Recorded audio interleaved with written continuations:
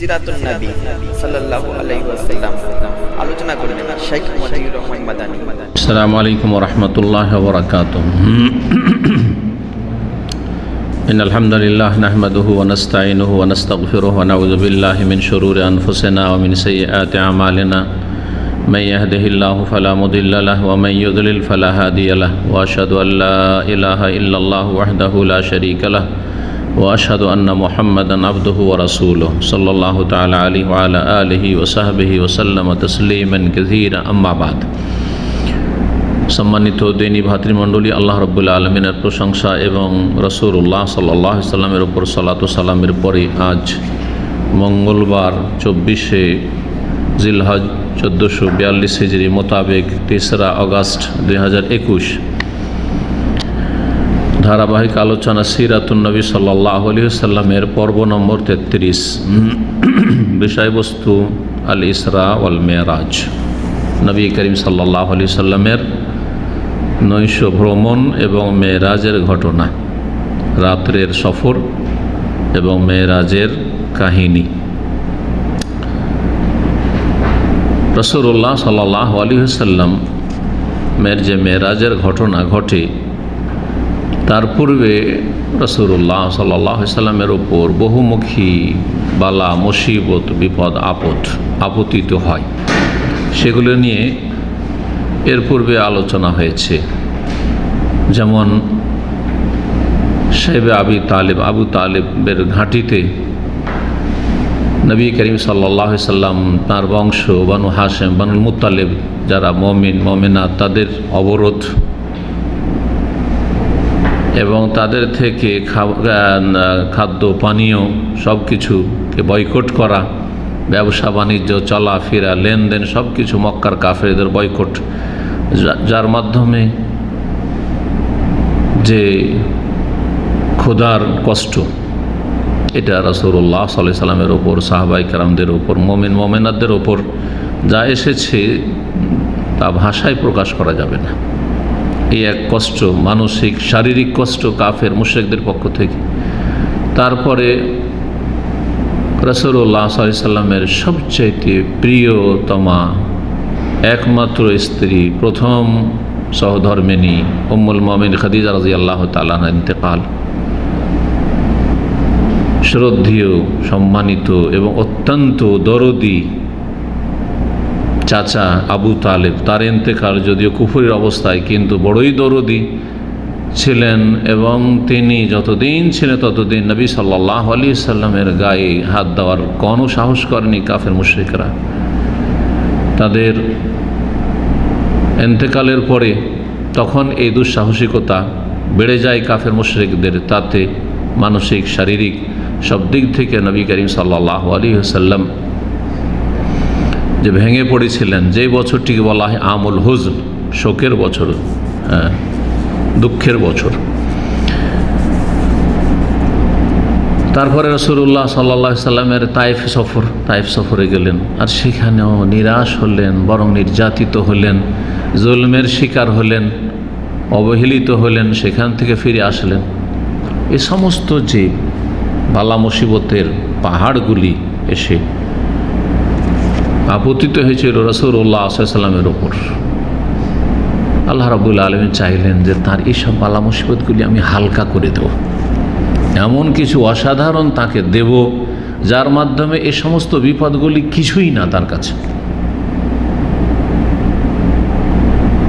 আর সেটি হচ্ছে একটি অসাধারণ ঘটনা, একটি মুজিজা, একটি অলৌকিকত্ব, এমন অসাধারণ অলৌকিকত্ব যেটি সবচেয়ে বড় মুজিজা বলা যেতে পারে কোরআন কারীমের মুজিজার পরে, মেরাজের ঘটনা। রাসূলুল্লাহ সাল্লাল্লাহু আলাইহি সাল্লামকে জমিনে সফর করিয়ে মক্কাতুল মুকাররমা থেকে বাইতুল মুকাদ্দাস প্যালেস্টাইনে নিয়ে যাওয়া হলো, সেখান থেকে 7 আসমানের উপরে নিয়ে যাওয়া হলো। আল্লাহ রাব্বুল আলামিন তার সাথে কথা বললেন এবং সেখান থেকে ফিরে আসলেন। আল্লাহ রাব্বুল আলামিন যে এত কাছে নিয়ে গেলেন নবী করিম সাল্লাল্লাহু আলাইহি সাল্লামকে, এর মাধ্যমে সমস্ত রকমের দুঃখ কষ্ট, মানসিক শারীরিক সব কিছু একবারে লাঘব হয়ে গেল। এসব বালা মুসিবত বিপদ আপদের উত্তম বিকল্প হিসেবে আল্লাহ রাব্বুল মেরাজ দান করেছেন। এই হচ্ছে মেরাজের ঘটনা, এই ঘটনার প্রেক্ষাপট। মেরাজ সম্পর্কে দুটো কথা সিরাতের কিতাবে এসেছে, তা হচ্ছে আল ইসরা আর একটি হচ্ছে আল মেরাজ।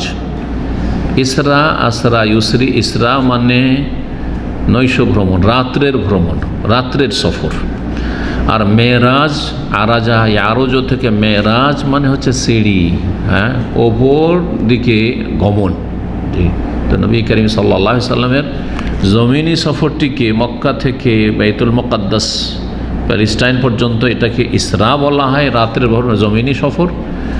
আর বাইতুল মুকাদ্দাস থেকে ঊর্ধ্ব গগনে 7 আসমান পর্যন্ত যে সফর সেটাকে মেরাজ বলা হয়। নবী করিম সাল্লাল্লাহু আলাইহি সাল্লামকে মক্কাতুল মুকাররমা থেকে বাইতুল মুকাদ্দাসে নিয়ে যাওয়া হয়। মক্কাতুল মুকাররমা কোন জায়গা থেকে নেওয়া হয়েছিল এই মর্মে বিভিন্ন হাদিস রয়েছে, হাদিসগুলির সমন্বয়ের দিকে ইঙ্গিত করে দিচ্ছি।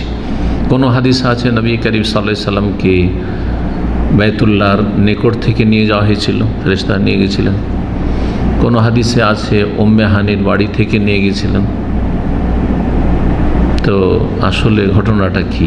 সেই দিন রাতে উম্মে হানি এর বাড়িতেই নবী করিম সাল্লাল্লাহু আলাইহি সাল্লাম রাত্রি যাপন করছিলেন। চাচাতো বোন আলী রাদিয়াল্লাহু তাআলা আনহুর বোন তার বাড়িতে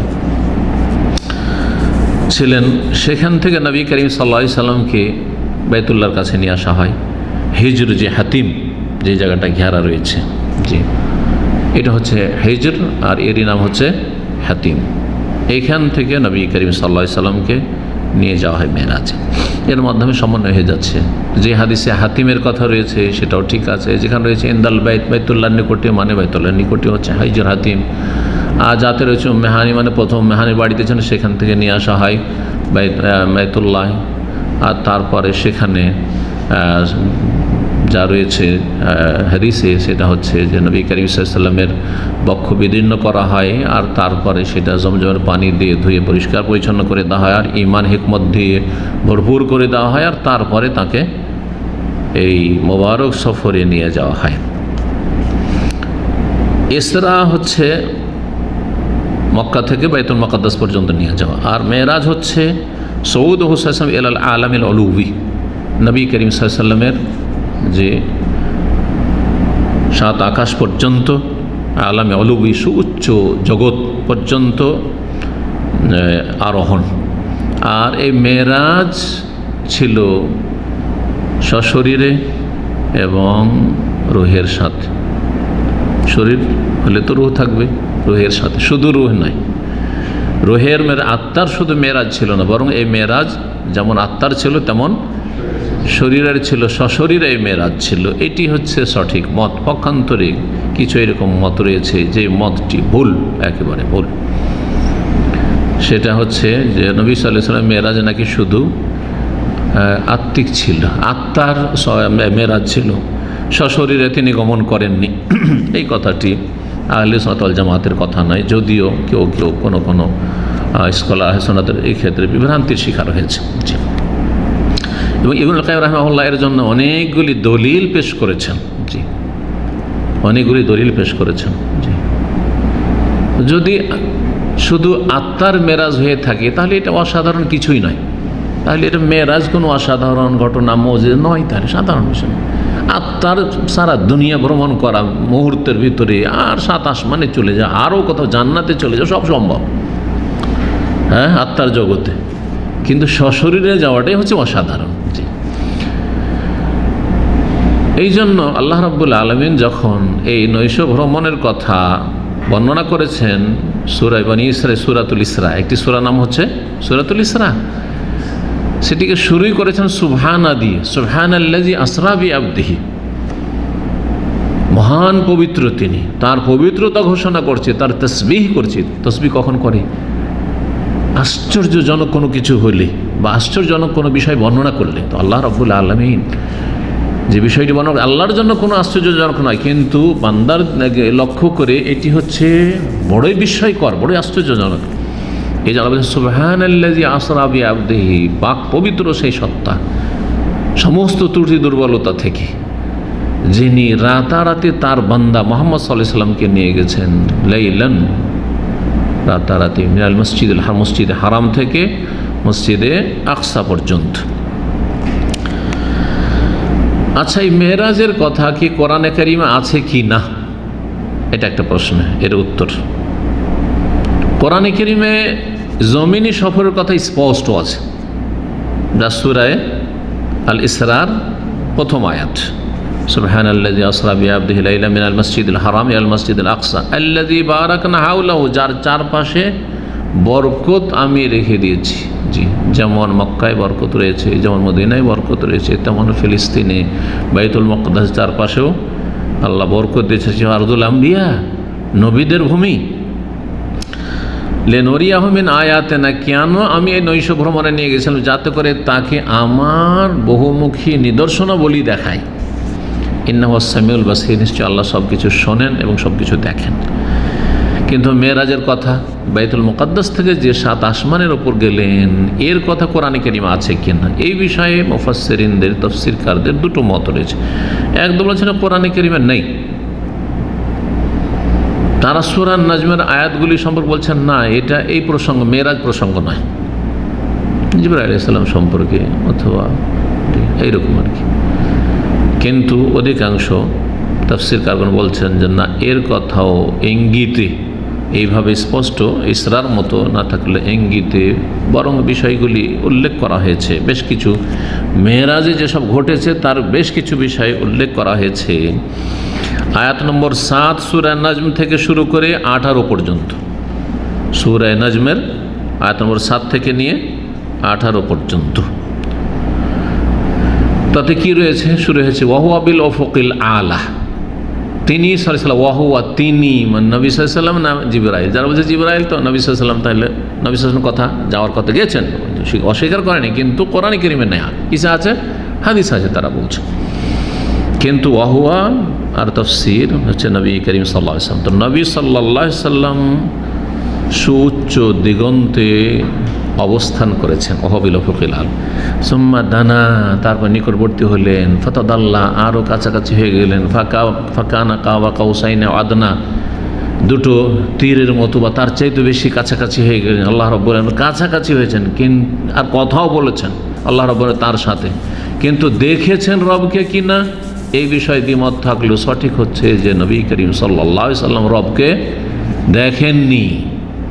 কারণ অনেক হাদিস এই মর্মে রয়েছে, তার মধ্যে আয়েশা রাদিয়াল্লাহু আনহার হাদিস রয়েছে, নূরুন আন্না আরাহু, আল্লাহ রাব্বুল সত্তা, জাত তো হচ্ছে নূর, আর নূর আলো, আর আলো জ্যোতি, কি করে আমি দেখতে পারি? এই হাদিসও রয়েছে, আয়েশা রাদিয়াল্লাহু তাআলা আনহার বর্ণিত হাদিসে রয়েছে যে মান হাদ্দাসাকুম, কেউ যদি তোমাদেরকে বলে আন্না মুহাম্মাদ সাল্লাল্লাহু আলাইহি ওয়াসাল্লাম রাআ রাব্বাহু, যে মুহাম্মদ সাল্লাল্লাহু আলাইহি ওয়াসাল্লাম চক্ষে তার রবকে দেখেছেন, ফাকাদ আযামাল ফিরিয়াতা, সেই ব্যক্তি চরম মিথ্যা কথা রচনা করল, চরম মিথ্যা কথা রচনা করল। সেই জন্য বেদাতিরা যে বলে থাকে যে নবী সাল্লাল্লাহু আলাইহি ওয়াসাল্লাম আল্লাহকে দেখেছেন, না, মুসা আলাইহিস সালাম আল্লাহকে দেখেননি, আল্লাহ মুসা আলাইহিস সালামের কথা বলেছেন, নবী সাল্লাল্লাহু আলাইহি সাল্লামের সাথেও কথা বলেছেন, কিন্তু আল্লাহকে দেখেননি। আল্লাহকে দেখবে আল্লাহর বান্দারা, মুমিন বান্দারা, তার আগে আম্বিয়া রসুলগণ, সিদ্দিকিন, শুহাদা, তারপরে সালেহিন, তার কোথায়? আখিরাতে দেখবে, জান্নাতে, তারপরে হাসরের মাঠেও হতে পারে। কয়েকটি ক্ষেত্রের কথা রয়েছে, আকীদা ওয়াসতিয়ার আলোচনায় আমি বিষয়গুলি আলোচনা করেছি।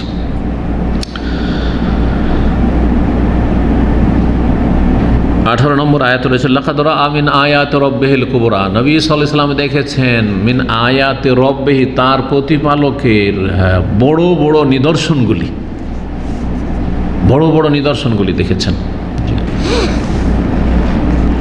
তারপরে সেখানে সিদরাতুল মুনতাহার কথাও রয়েছে। তো নবী করিম সাল্লাল্লাহু আলাইহি ওয়াসাল্লাম 7 আসমান পর্যন্ত গিয়েছেন, এটা কোরআনে কারিমে সূরা নাজমে রয়েছে। আচ্ছা, মেরাজ ঘটেছে কখন? এই মেরাজের ঘটনা এই নিয়ে 6টি মত রয়েছে। সিরাত রচয়িতাদের, সিরাতের লেখকদের 6টি মত রয়েছে।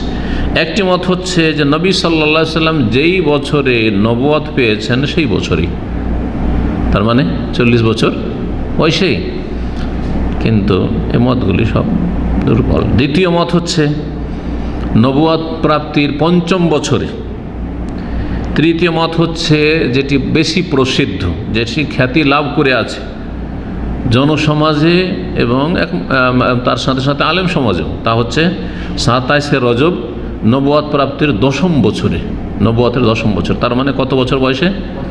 50 বছর। দ্বিতীয়টি ছিল 45 বছর বয়সে, 40, 45, 50, 50-এর 27শে রজব। আর এইখান থেকে বিদআতপন্থীরা 27শে রজবকে ধরেই নিয়ে একবার চোখ বন্ধ করে 27শে রজবে কি করে? তারা শবে মেরাজের রাত্রি যাপন করে নফল ইবাদতবন্দি করে। যদি সঠিকও হয় যে মেরাজ হয়েছে 27শে রজবে, তারপরেও দলিল কোথায় যে এই রাতে নফল পড়তে হবে? এর দলিল আছে? তাহলে নিঃসন্দেহে বিদআত। মেরাজ 27শে রজবে যদি হয়েও থাকে, তবুও সেই রাতে কোনো নফল পড়ার বিশেষভাবে কোনো আমাদের বৈধতা নেই, হারাম, বিদআত। যে কোনো রাতে আপনি যেমন ইবাদত করেন ওই রকম সেই রাতে ইবাদত করবেন। একমাত্র লাইলাতুল কদর ছাড়া এমন কোনো রাত নেই যেই রাতে বিশেষভাবে আপনি কোনো ইবাদতবন্দি করবেন, যে আমার এটি জন্মের রাত, সুতরাং আজকে খুব ইবাদতবন্দি করি। আজকে আমি অ্যাক্সিডেন্ট হয়ে আল্লাহ এই তারিখে গত বছরে আমি বা অমুক বছরে অমুক সালে আমি কি হয়েছি, আলহামদুলিল্লাহ বেঁচে গেছি, সুতরাং এই রাতে বিশেষ ইবাদত করি। এই রাতে আমার বিয়ের অনুষ্ঠান হয়েছিল, সেই জন্য আমি রাত্রি জেগে ইবাদত করি। সব বেদাত, জি, আপনারও অন্যেরও। জি। তৃতীয় উক্তি তাহলে ছিল 27শে রজব নবুয়ত প্রাপ্তির 10ম বছর। 4 নম্বর উক্তি হচ্ছে যে 17 রমজান নবুয়ত প্রাপ্তির 12 বছর, 12 বছর, তার মানে 52 বছর বয়সে, 52 বছর বয়সে 17 রমজান। কেউ কেউ বলছেন না, রমজানে না, ওটা মুহররমে ছিল। হ্যাঁ, নবুয়ত প্রাপ্তির 12 বছরের মুহররম মাসে। কয় নম্বর হলো? 5টি উক্তি হয়ে গেছে। 6 নম্বর উক্তি হচ্ছে যে 17 রবিউল আউয়াল নবুয়ত প্রাপ্তির 13তম বছর। তার মানে নবী সাল্লাল্লাহু আলাইহি ওয়াসাল্লামের তখন বয়স কত হয়েছিল? 53 হয়ে গেছে। নবী করিম সাল্লাল্লাহু আলাইহি ওয়াসাল্লাম হিজরত করেছেন সেই বছরে, বরং সেই মাসে রবিউল আউয়াল মাসে, রবিউল আউয়াল মাসে হিজরত করেছেন, যখন নবী সাল্লাল্লাহু আলাইহি ওয়াসাল্লামের বয়স কত? 53 বছর। মক্কায় যখন নবুয়ত প্রাপ্তির 13টা বছর অলরেডি কেটে গেছে, তারপরে রাসূলুল্লাহ সাল্লাল্লাহু আলাইহি ওয়াসাল্লাম হিজরত করেছেন আল্লাহর নির্দেশে মদিনার উদ্দেশ্যে, আর মদিনায় গিয়ে 10 বছর অবস্থান করেছেন। টোটাল কত হলো? 63 বছর। এখন সংক্ষেপে মেরাজের ঘটনা। জিবরাইল আলাইহিস সালাম আসলেন এই মেরাজের রাতে বুরাক নামক একটি বাহন নিয়ে, যেটি ছিল গাধার চাইতে একটু বড় আর খচ্চরের চাইতে একটু ছোট। হাদিসে এই কথাগুলি রয়েছে। খচ্চর দেখেছেন? খচ্চর যারা ঘোড়ার চাইতে একটু ছোট হয়, জি, খচ্চর। কিন্তু এই অসাধারণ বাহনটি একটা ধাপ রাখত এত দূরত্বে যে যত দূর পর্যন্ত মানুষের দৃষ্টিশক্তি যায়, এক ধাপে যত দূর মানুষের দৃষ্টিশক্তি যায়, খোলা জায়গা এরকম। মুনতাহা তরফিহি। নবী করিম সাল্লাল্লাহু আলাইহি সাল্লাম সম্পর্কে বললাম যে মসজিদ হারামে নিয়ে আসা হলো উম্মে হানির বাড়ি থেকে, আর সেখান থেকে তাতে সওয়ার হলেন। তাহলে বোরাকের সফরটা ছিল জমিনি সফর, বোরাকে চড়ে সফর ছিল কোথায়? এখান থেকে জমিনি সফর। আর তারপরে বাইতুল মুকাদ্দাস আসলেন, জিবরাইল আলাইহিস সালাম সাথে ছিলেন। তারপরে সে বোরাককে বেঁধে দিলেন ওখানে, যেখানে অন্য অন্য আম্বিয়া রসুলগণ নিজের বাহন বাঁধতেন। তারপরে বাইতুল মুকাদ্দাসের মসজিদে আকসায় প্রবেশ করলেন, সেখানে 2 রাকাত সালাত পড়লেন, 2 রাকাত সালাত পড়লেন। আম্মা ফিহিমাল আম্বিয়া, সেখানে যখন নবী 2 রাকাত সালাত পড়লেন, তখন সমস্ত নবীদের ইমামত করলেন। নবী সাল্লাল্লাহু আলাইহি ওয়াসাল্লাম ইমাম, আর সমস্ত আম্বিয়া আদম আলাইহিস সালাম থেকে শুরু করে ঈসা আলাইহিস সালাম পর্যন্ত সমস্ত নবী হচ্ছেন মুক্তাদি। রহস্য কি? এর মাধ্যমে মানব জাতিকে এই ঘটনার মাধ্যমে, এই 2 রাকাত সালাতের ইমামতের মাধ্যমে জানিয়ে দেওয়া হলো যে এখন সারা বিশ্বের সমস্ত আম্বিয়া রসুলগণ এবং তাদের অনুসারীদের ইমামত নেতৃত্ব দিয়ে দেওয়া হলো কাকে? মুহাম্মদুর রাসূলুল্লাহ সাল্লাল্লাহু আলাইহি ওয়াসাল্লামকে। তার নিয়ে আসা দিন এবং তার নিয়ে আসা মহাগ্রন্থ আল কোরআন মেনে নেওয়া ছাড়া কারো কোনো উপায় নেই, এমনকি কোনো নবী রসুল বেঁচে থাকলেও। এই জন্যই নবী সাল্লাল্লাহু আলাইহি ওয়াসাল্লাম ওমর রাদিয়াল্লাহু তাআলা আনহুকে কোনো একটি ঘটনার প্রেক্ষিতে বলেছিলেন, আল্লাহি লাউ কানা মূসা হাইয়ান, আল্লাহর কসম করে বলছি আজকে মূসা আলাইহিস সালামও যদি জীবিত থাকতেন, মা ওয়াসিয়া ইল্লা ইয়াত্তাবিআনি, তারও কোনো উপায় ছিল না আমার অনুসরণ করা ছাড়া। রাসূলুল্লাহ সাল্লাল্লাহু আলাইহি ওয়াসাল্লামের কাছে জিবরাইল আলাইহিস সালাম একটি পাত্র নিয়ে আসলেন মদের, আর একটি পাত্র নিয়ে আসলেন দুধের, আরেকটি পাত্র নিয়ে আসলেন দুধের। নবী করিম সাল্লাল্লাহু আলাইহি ওয়াসাল্লামকে অপশন দিলেন, হাদিস রয়েছে যে এটা দুটোই আছে, একটা নেন আপনি, যেটা আপনার ইচ্ছা। ফাখতার আল্লাহ বানা, নবী সাল্লাল্লাহু আলাইহি ওয়াসাল্লাম দুধেরটা চয়েস করলেন। তখন জিবরাইল সাল্লাল্লাহু বললেন, আসাবতাল ফিতরা, আপনি ফিতরাতে ইসলামের প্রকৃতি যেটা ফিতরাতে আপনি পৌঁছেছেন, আপনি সঠিক সিদ্ধান্ত উপনীত হয়েছেন। হদিয়াত উম্মাতুকা, আপনিও সঠিক পথ প্রাপ্ত হয়েছেন এবং আপনার উম্মতও সঠিক পথ প্রাপ্ত হবে। আমা ইন্নাকা, শুনে রাখেন, যদি আপনি লাউ আখাযতাল খামরা, আপনি যদি মদের সেই গ্লাসটি বা পাত্রটি নিয়ে নিতেন, গাওয়াত উম্মাতুকা, তাহলে আপনার উম্মত গুমরাহ হয়ে যেত, পথভ্রষ্ট হয়ে যেত। কিন্তু আল্লাহ রাব্বুল হিদায়াত প্রতিষ্ঠিত রাখবেন। এই জন্য উম্মত হিসাবে, উম্মতে তো গুমরাহ লোক আছে, বরং অধিকাংশই তো গুমরাহ পথভ্রষ্ট লোক আছে, পাপী আছে, এটা না করা উদ্দেশ্য নাই। কিন্তু উম্মতে কিছু লোক পৃথিবীতে সর্বদা হকের ওপর বিজয়ী থাকবে, এটা হচ্ছে আসল কথা। এ উম্মতের পুরোটাই কখনো গুমরাহি ভ্রষ্টতার উপর একমত হবে না, যে পুরো উম্মত একেবারে জাহান্নামের পথে চলে গেছে, পুরো উম্মত একবারে শিরক বিদআতে ডুবে গেছে, একটিও তাওহীদবাদী নেই, একটিও সুন্নতের অনুসারী নেই, একটিও নামাজি নেই, এমনটা হবে না। হাদিস রয়েছে এই মর্মে, এবং এর উপর ইজমা রয়েছে উম্মতে মুসলিম আর উলামায়ে কেরামের, সেটা হচ্ছে ইন্না উম্মতি লা তাজতামি আলা দালালা, আমার উম্মত গুমরাহির ওপর, ভ্রষ্টতার ওপর কখনো একমত হবে না। সেটা কোনো এক দেশ থেকে গায়েব হয়ে যেতে পারে, ছিল এক দেশে মাশাআল্লাহ কোরআন সুন্নাহর অনুসারী সব ছিল, সালাফদের অনুসারী ছিল, আর তারপর ওই দেশে একটিও পাওয়া যায় না, এটা হতে পারে। কিন্তু দেখা যাচ্ছে আর এক দেশে গজিয়ে গেছে, থাকবে পৃথিবীতে, আপ ডাউন হবে। যারা ভালো পথে ছিল তারা এবং তাদের প্রজন্ম গুমরাহ হবে, চোখের সামনে দেখতে পাচ্ছেন। আর যারা গুমরাহির পথে ছিল তারা হেদায়েত হবে বা তাদের প্রজন্ম হেদায়েত হবে, যেমনটা দেখতে পাচ্ছেন। এটা হচ্ছে মানব জাতির ইতিহাস। আরেকটি কথা এখানে বলে দেওয়া ভালো হবে, শেখ সফিউর মোবারকপুরী রহমতুল্লাহ আলাইহি এখানে যেটা উল্লেখ করেছেন, এবং অধিকাংশ যারা সিরাত রচনাকারী তারা উল্লেখ করেছেন, সেটা হচ্ছে যে নবী করিম সাল্লাল্লাহু আলাইহি ওয়াসাল্লাম যে ইমামতটা করেছিলেন সেটা যাওয়ার পথে। কিন্তু আরেকটি সিরাতের কিতাব হাজাল হাবিব সাল্লাল্লাহু আলাইহি সাল্লাম, শেখ আবু বকর জাজাইরি রহমতুল্লাহ আলাইহি, যিনি মসজিদ নববীতে দার্স দিতেন, তার একটা তাফসির আইসারুত তাফাসির ওখান থেকে আছে। ওনার দার্স অনেক লোক বসতো, আমিও বসেছি ওনার, এই হিসাবে আমি সরাসরি ও ছাত্র, যদি মোদের ইউনিভার্সিটিতে উনি রিটায়ার করেছিলেন তখন, আর 2-3 বছর আগে ইন্তেকাল করলেন তিনি।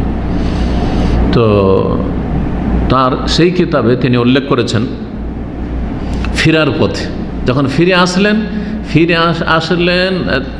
আবার কোথায় ফিরে আসলেন? আসমানি সফর থেকে বাইতুল মুকাদ্দাসে যখন ওখানে আসলেন, তখন আম্বিয়া রসুলগণ যারা তার অভ্যর্থনা জানিয়েছিলেন আকাশে সবাই এসে পৌঁছে গেছে পিছনে, আর আসার পরে তারা তার ইক্তেদায় 2 রাকাত সালাত আদায় করেছেন।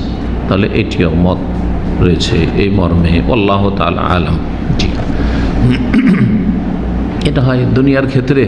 কোনো বড় নেতাকে যেমন যখন পৌঁছেন প্রথম, তখন তাকে রিসিভ করার জন্য আহলান ও সাহলান করে আসে, বিদায় করার সময় বিদায় করতে বেশ কিছু দূর পর্যন্ত বিদায় করতে যায়, বিদায় করেন তো ঠিক ওই রকম। জি হ্যাঁ, তো হতে পারে এটাও, আল্লাহ তাআলা আলাম।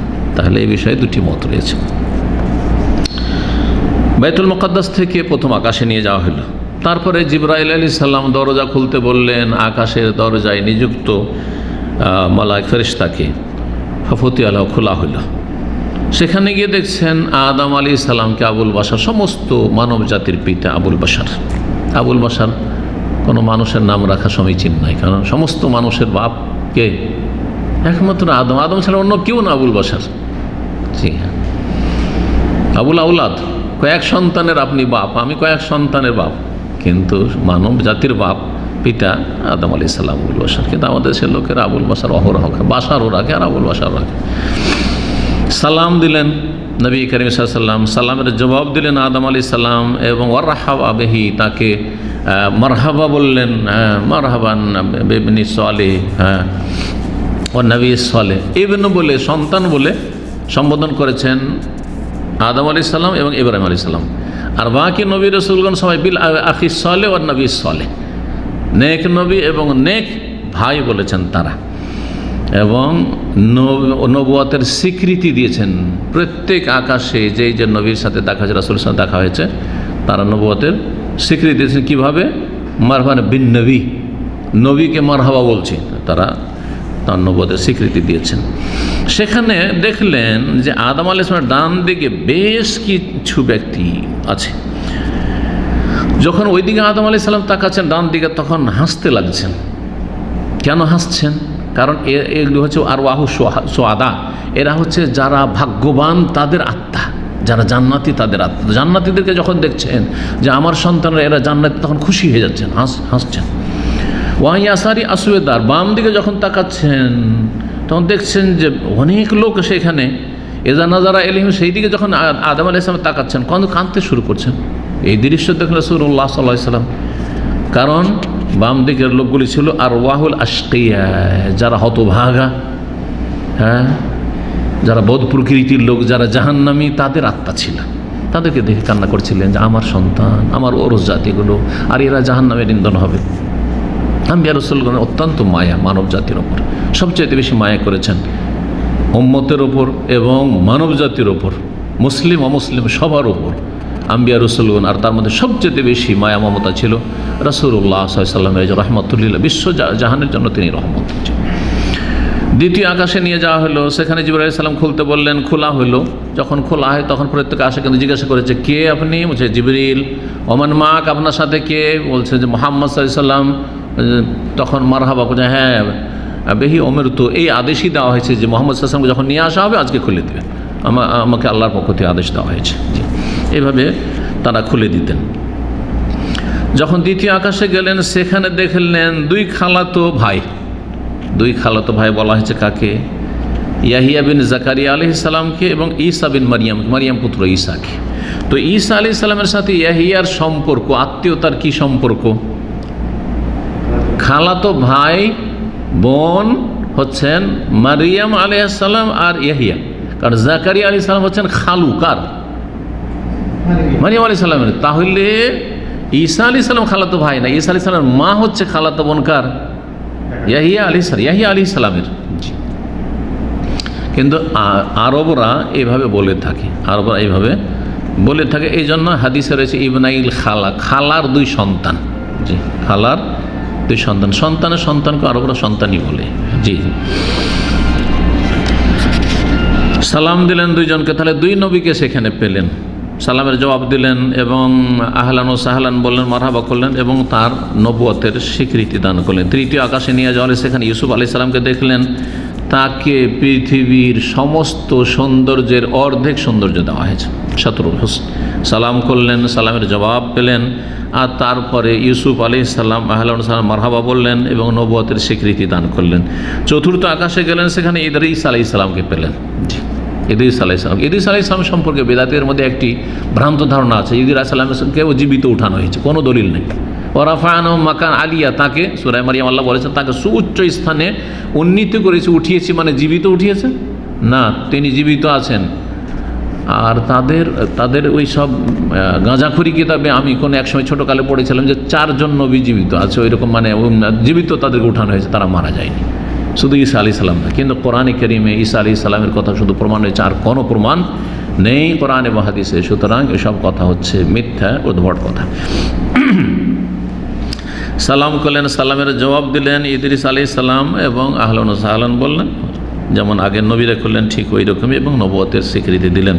পঞ্চম আকাশে গেলেন, সেখানে হারুন বিন ইমরান, মুসা আলাইহিস সালামের ভাই হারুন আলাইহিস সালামকে পেলেন। সালাম দিলেন তাকে এবং সালামের জবাব তিনি দিলেন, আহলান ও সাহলান মারহাবা করলেন আর নবুয়তের স্বীকৃতি দান করলেন। ষষ্ঠ আকাশে গেলেন, সেখানে মুসা আলাইহিস সালামের সাথে দেখা হইলেন। সালাম দিলেন নবী করিম সাল্লাল্লাহু আলাইহি সাল্লাম, সালামের জবাব দিলেন মুসা আলাইহিস সালাম এবং তাকে অভিনন্দন জানালেন। নবুয়তের স্বীকৃতি দান করলেন। যখন সেখান থেকে অতিক্রম করে এগিয়ে চলে যাচ্ছেন, তখন মুসা আলাইহিস সালাম কাঁদতে শুরু করলেন। তখন তাকে জিজ্ঞাসা করা হলো, জিবরিল আলাইহিস সালাম জিজ্ঞেস করলেন, মায়ুব কি, কেন কান্না করছেন আপনি? মুসা আলাইহিস সালাম কাঁদছেন কেন? ফকাল আব কি, আমি এই জন্য কাঁদছি যে লিয়ান্না গোলামান বয়সা মিন বাদি, আমার পরে একজন বালক নবী হয়েছেন, তিনি মুহাম্মদ সাল্লাল্লাহু আলাইহি সাল্লাম। মুসা আলাইহিস সালামের তুলনায় বালক, সেজন্য গোলাম বলেছেন। তখন তিনি গোলাম বালক না, কিন্তু আমার তুলনায় জুনিয়র হিসাবে। তো আমার পরে তিনি, এখানে উদ্দেশ্য মানহানি করাও নয়, এটা অবশ্যই উদ্দেশ্য নয়। আমার পরে একজন বালককে নবী করা হয়েছে, যার উম্মত থেকে যারা জান্নাতে প্রবেশ করবে তাদের সংখ্যা আমার উম্মতের জান্নাতের তুলনায় অনেক বেশি। এই জন্য বড় আক্ষেপ করে কান্না করছি, হাইরে হতভাগা আমরা। হিংসা করে নয়, হিংসা করে হয়তো তাহলে হারাম হিংসা করা, তাই না? ও কেনা পাবে, ওর উম্মত কেনা যাবে, আমার উম্মত যেত, তাহলে হারাম। এটা নাম হাসাদ, হিংসা হারাম। কিন্তু আল্লাহ তাকেও দিয়েছেন, আমাকেও যদি দিত কোনো অসুবিধা নেই, জায়েজ আছে। যেটাকে গিবতা আরবিতে বলে, আরবিতে ঈর্ষা, গিবতা আর হিংসা, হাসাদ দুটোতে পার্থক্য করে। হাসাদ হারাম, সবসময় হারাম। হিংসা করা মানে হচ্ছে, হিংসার সংজ্ঞা হচ্ছে যে আল্লাহ তুমি ওকে কেন দিয়েছো, ও কেন পেয়েছে, ওটা ধ্বংস হয়ে যাক, হ্যাঁ কেড়ে নেওয়া হোক আর আমাকে দেওয়া হোক, এটা সবসময় হারাম। এবং হিংসাতে অন্তরে জ্বালা ছাড়া কিছু পাওয়া যায় না, কারো তকদির বদলানো যায় না। যাকে যা নসিব আল্লাহ দিয়েছেন সেটাই পাবে, তার কম বেশি পাবে না। তুমি তোমারটা পাবে, অন্যটা কখনো পাবে না, আর তোমারটা সে কেড়ে নেয়নি। পক্ষান্তরে গিবতা প্রশংসিত, গিবতা যে আল্লাহ তাকেও দিয়েছে আমাকেও। যেমন আল্লাহ কাউকে ধন দিয়েছে, কাউকে এলেম দিয়েছে। আল্লাহ যদি আমাকেও এরকম ধন দৌলত দিত, তো আমি এরকম মসজিদ, মাদ্রাসা, দিনী কাজ, ইসলামী সেন্টার, আর কত যে কাজ করতাম, এরা করে না, আমি আরও অনেক করতাম। আল্লাহ তুমি আমার এই নেক নিয়তকে কবুল করো। তাহলে আপনার ধন সম্পদ থেকে খরচ করে যা নেকি পেতেন, আপনার নেক নিয়তের ওই নেকি পেতে থাকবেন, সব পেতে থাকবেন, কারণ আপনার সৎ নিয়ত রয়েছে। যেই ব্যক্তি খরচ করে নেকি পাচ্ছে, আর আপনি খরচ না করে ওর সমান নেকি পাবেন। জি, এলেম আল্লাহ যদি আমাকেও এরকম এলে, তো আমিও এরকম দাওয়াতের কাজ করতাম, আমিও এরকম মানুষকে শিক্ষা দিতাম, ইনশাআল্লাহ নেকি পাবেন। যদি প্র্যাকটিক্যালি করতে পারলেন না, কারণ আল্লাহ ওই নিয়ামত দেননি, কিন্তু আপনি নেকি পাবেন সৎ নিয়ত। কিন্তু আল্লাহ ওকে কেন দিয়েছে, ওর কথা কেন শুনছে, ওর কথা না শুনুক, আমার কথা শুনুক। হারাম, হাসাদ, কাবিরা গুনাহ, দুনিয়া আখিরাত বরবাদ। কি বলছিলাম? তো মুসা আলাইহিস সালাম কান্না করলেন এই জন্য যে আল্লাহ যদি আমার উম্মত এই হতভাগা না হইতো, খারাপ পথে না চলতো, তারাও যদি সৎ পথে থাকতো, তো তাদের সংখ্যাও বাড়তো। এই জন্য কান্না করছে, উম্মতের উপর মায়া করে। সপ্তম আকাশে নিয়ে যাওয়া হলো, সেখানে ইব্রাহিম আলাইহিস সালামের সাথে সাক্ষাৎ হলো। সালাম দিলেন নবী সাল্লাল্লাহু আলাইহি সাল্লাম, সালামের জবাব দিলেন ইব্রাহিম আলাইহিস সালাম, এবং ইব্রাহিম আলাইহিস সালাম তাকেও কি করলেন, অভিনন্দন, অভ্যর্থনা জানালেন, মারহাবা বললেন, এবং নবুয়তের স্বীকৃতি দিলেন। সমস্ত নবী রাসূলগণ মারহাবান বিল ইবনি সালেহ ওয়ান নবী সালেহ। জি, নেমাল মাজি ও যা, তোমার আশা কতই না উত্তম হয়েছে, উৎকৃষ্ট হয়েছে। সেই সময় ইব্রাহিম আলাইহিস সালাম বাইতুল মামুরে হেলান লাগিয়ে বসেছিলেন। তো বাইতুল মামুর কোথায়? সপ্তম আকাশে, সপ্তম আকাশে আল বাইতুল বাইতুল মামুর কথা কোরআনে কারীমে উল্লেখিত হয়েছে। জি, আল বাইতুল মামুর, আল বাইতুল মামুরে আল্লাহ রাব্বুল আলামিন কি করেছেন? কসম করেছেন। জি, এই জন্য কোনো মসজিদের নাম বাইতুল মামুর রাখাটা আপত্তিকর, ওলামারা বলছেন। জি, আপত্তিকর, না রাখা উচিত। জি, এমন এক সেটি আল্লাহর ঘর, যেমন জমিনে বাইতুল্লাহ। বাইতুল্লাহ আদম সন্তানের মোমেনাতরা ইবাদতবন্দি করতে সারা দুনিয়া থেকে ছুটে আসে, আর বাইতুল মামুরে মালায়েকা ফেরেশতাগণ সেখানে ইবাদতবন্দির জন্য প্রবেশ করে। প্রতিদিন 70,000 করে ফেরেশতা আসে। আর কত ফেরেশতার সংখ্যা যে রয়েছে, এই যে শুরু হয়েছে যখন থেকে ফেরেশতা আল্লাহ সৃষ্টি করেছে, যখন থেকে বাইতুল মামুর সৃষ্টি করেছে, চলতে আছে বাইতুল মামুর ইবাদতবন্দি চলতে আছে প্রতিদিন 70,000, প্রতিদিন 70,000। কিয়ামত হয়ে যাবে, কিন্তু আর দ্বিতীয়বার পালা ফিরে আসবে না ওই প্রথম ফেরেশতাদের বা আগের ফেরেশতাদের, কারো পালা ফিরে আসবে, একবার করে তারা প্রবেশ করতে পারবে। তাহলে মানুষ এই ক্ষেত্রে আরও বেশি ভাগ্যবান যে অনেক মানুষ আছে বহুবার আল্লাহর ঘর বাইতুল্লাহ জিয়ারত করতে পারছে, বহুবার বাইতুল্লাহর তওয়াফ করতে পারছে, বহুবার গিয়ে বাইতুল্লাহর হজ উমরা করতে পারছে। আলহামদুলিল্লাহ বলুন, বেশ কিছু দিক থেকে আল্লাহ রাব্বুল আলামিন আদম সন্তানকে শ্রেষ্ঠত্ব দান করেছেন ফেরেশতাদের উপরে। জি, সব দিক থেকে মিলিয়ে বলবো না, কিন্তু সব দিক থেকে মিলিয়ে আম্বিয়া রাসূলগণের ক্ষেত্রে বলা যাবে। জি,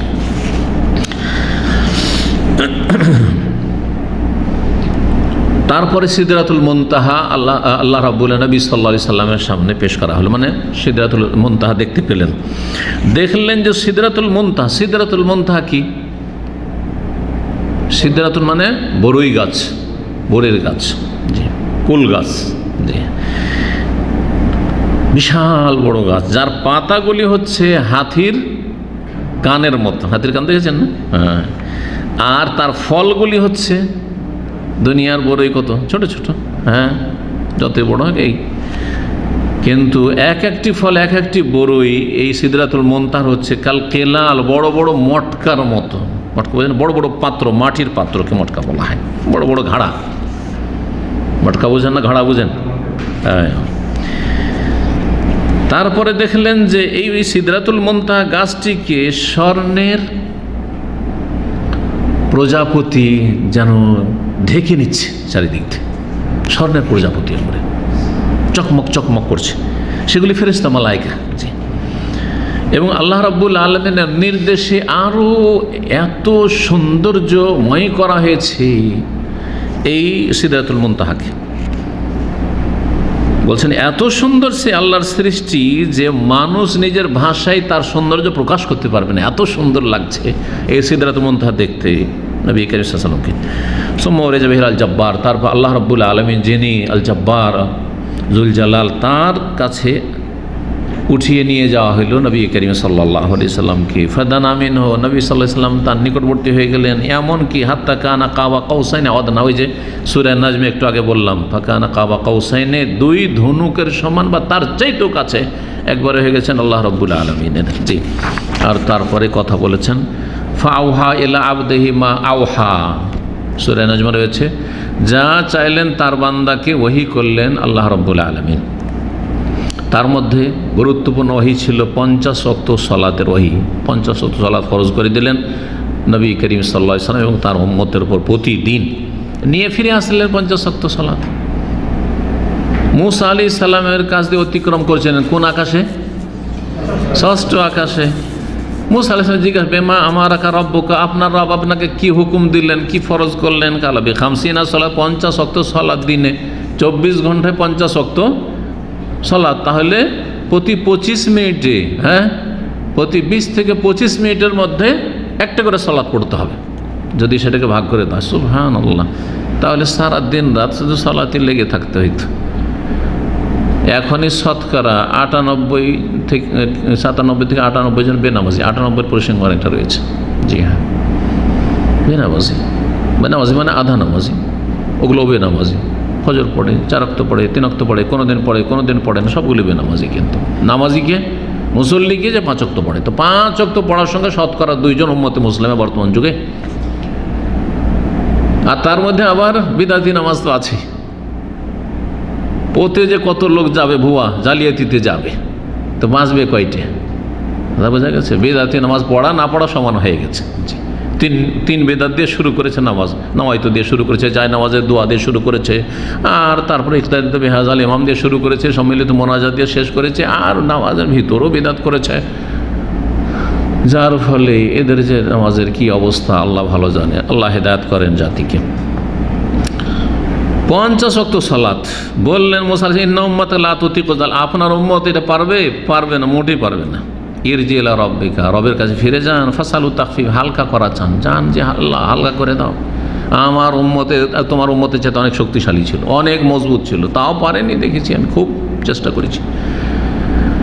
জিবরাইল আলাইহিস সালাম তাকে দেখছেন যে কি বলে, সঙ্গীও যদি বলে যে আমি যাবো না, তাহলে তো যাওয়া যাবে না। তো জিবরাইল আলাইহিস সালাম দিকে ঘুরে দেখছেন নবী সাল্লাল্লাহু আলাইহি ওয়াসাল্লাম, তখন জিবরাইল আলাইহিস সালাম বলছেন যে হ্যাঁ, ইনশাআল্লাহ, না, যদি আপনি চান যে ফিরে যাবো তো ফিরে যাবো, ফিরে যাবো। ফিরে আসলেন, আল্লাহকে এসে বলে, আল্লাহ ভারী হয়ে গেছে, একটু হালকা করে দেন। চলো 10 মাইনাস করে দিলাম, 40। তারপর আবার মূসা আলাইহিস সালামের কাছে আসলেন, জিজ্ঞেস করলেন যে কী হয়েছে? ওই যে 10 কমে দিয়েছে, এখন 40, মেলা কমে গেছে। হ্যাঁ, কিন্তু মুসা আলাইহিস সালাম বলেছেন না, সেটাও পারবে না, যান ফিরে যান, যান ফিরে যান, এই ফিরাইতে থাকলেন। প্রতিবারে ফিরে যান আল্লাহর কাছে, প্রতিবারে 10 কমায়, 10 কমাইতে কমাইতে হ্যাঁ দ্বিতীয়বার কততে আসলো? 30-এ আসলো। তৃতীয়বার 20-এ আসলো। চতুর্থবার 10-এ আসলো। পঞ্চমবার 5 কমানো হইল, যে এবার 5। নবী সাল্লাল্লাহু আলাইহি ওয়াসাল্লাম বুঝতেও পেরে নিয়েছেন যে এবার তো আর বেশি কমানো হলো, 5ই কমানো হয়েছে, 5 কমানো হয়েছে, যাও 5 দিয়ে দিলাম তোমাকে।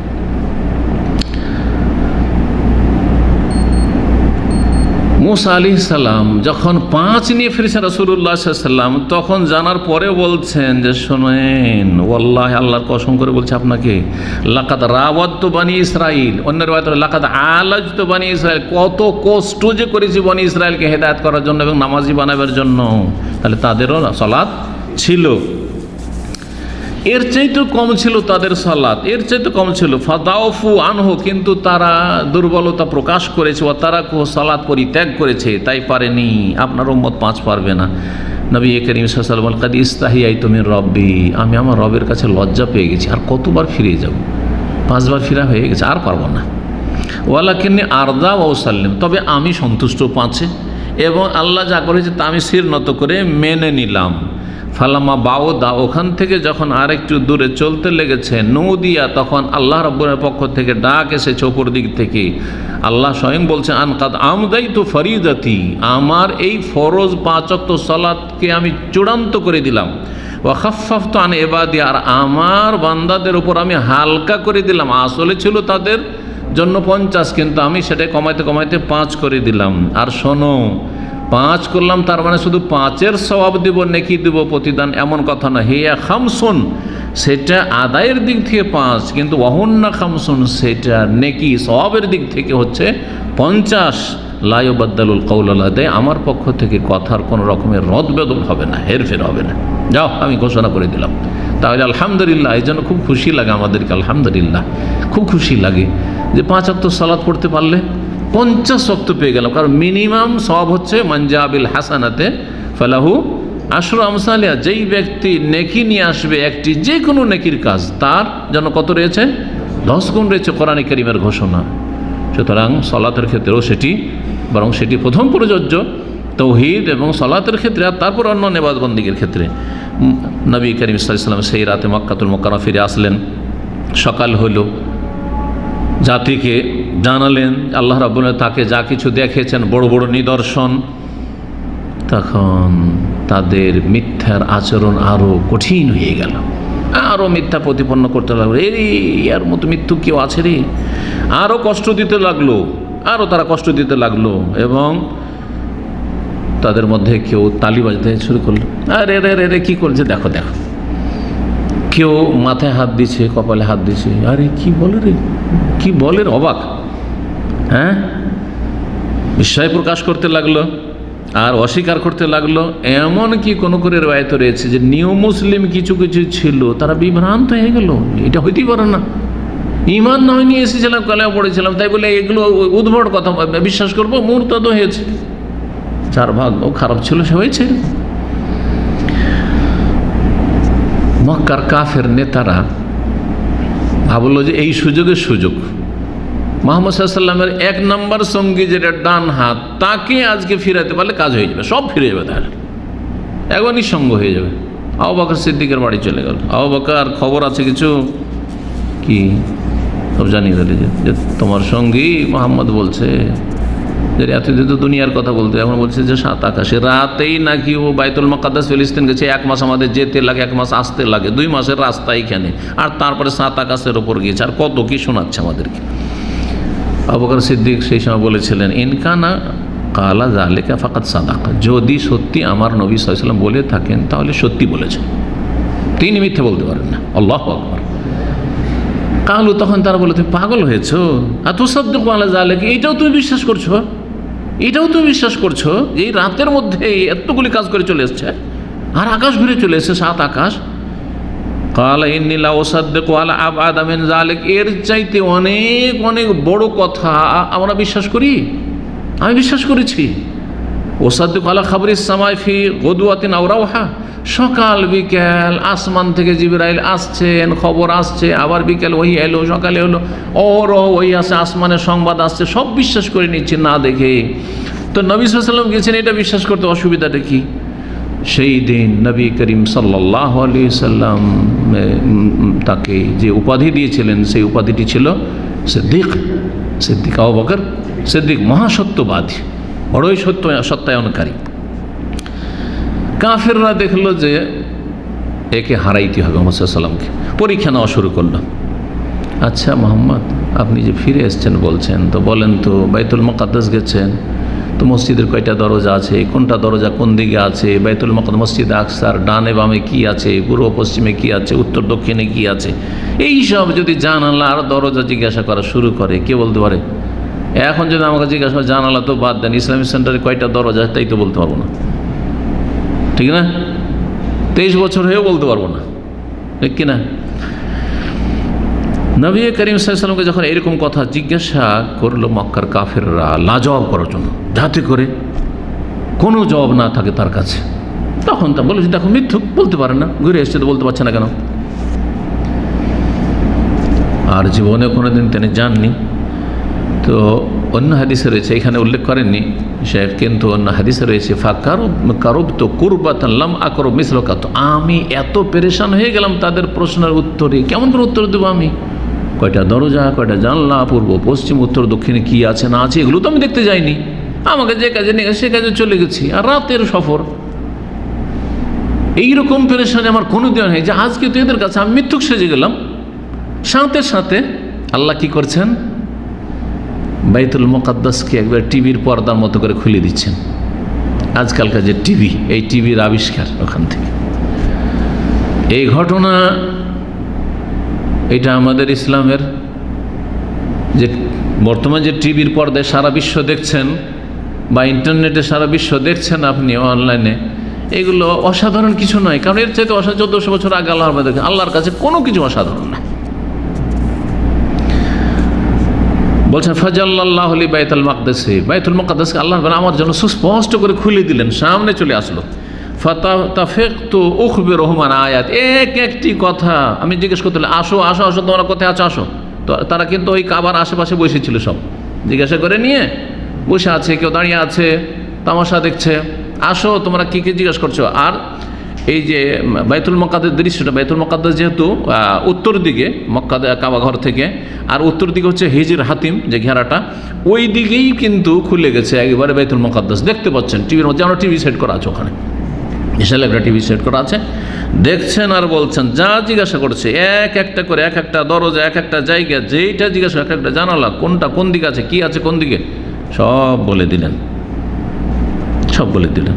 তখন তারা বলছে, আরে কথাগুলি তো ঠিকই আছে, তবে আরও কিছু পরীক্ষা করি। আচ্ছা, সামদেশ থেকে আমাদের যে কাফেলাগুলি আসছে, তুমি তো সামদেশের রাস্তাতে গেলে এলে, ওরা কোথায় আছে বলো দেখি। আর ওরা আসবে তখন জিজ্ঞাসা করে, মিলিয়ে দেখবে মিলছে কিনা, যে অমুক দিন অমুক সময় তোমরা কোথায় ছিলে। নবী সাল্লাল্লাহু আলাইহি ওয়াসাল্লাম বললেন, তাদের উটের সংখ্যা কয়টা উট নিয়ে আসছে, তাদের কি অবস্থা আছে, কখন তারা পৌঁছিবে, আর কোন উটটি সামনে সামনে হাঁটছে। উটের অভ্যাস হচ্ছে একটা উট আমিরের মতো সামনে হাঁটবে, বাকিগুলো পিছনে পিছনে। যেমন বলে দিলেন নবী সাল্লাল্লাহু আলাইহি ওয়াসাল্লাম, তেমনই ঘটনা। ওরা যখন ফিরে আসলো একবার হুবহু এরকমই বলল। জিবরাইল আলাইহিস সালাম সকালবেলা ভোর হলো তখন আসলেন মক্কাতুল মুকাররমায়, এসে 2 দিন অবস্থান করলেন। প্রথম দিন আউয়াল ওয়াক্তে বাস্তবে সালাত পড়ে ইমামত করে দেখিয়ে দিলেন জিবরাইল আলাইহিস সালাম ইমাম, রাসূলুল্লাহ সাল্লাল্লাহু আলাইহি ওয়াসাল্লাম মুক্তাদি। আর দ্বিতীয় দিন শেষ ওয়াক্তে, আর তারপরে বললেন যে হে মুহাম্মদ সাল্লাল্লাহু আলাইহি ওয়াসাল্লাম, এই হচ্ছে সালাতের ওয়াক্ত আপনার এবং আপনার উম্মতের জন্য, আউয়াল ওয়াক্ত এবং আখিরি ওয়াক্ত, প্রথম ওয়াক্ত এবং শেষ ওয়াক্ত দেখিয়ে দিলাম।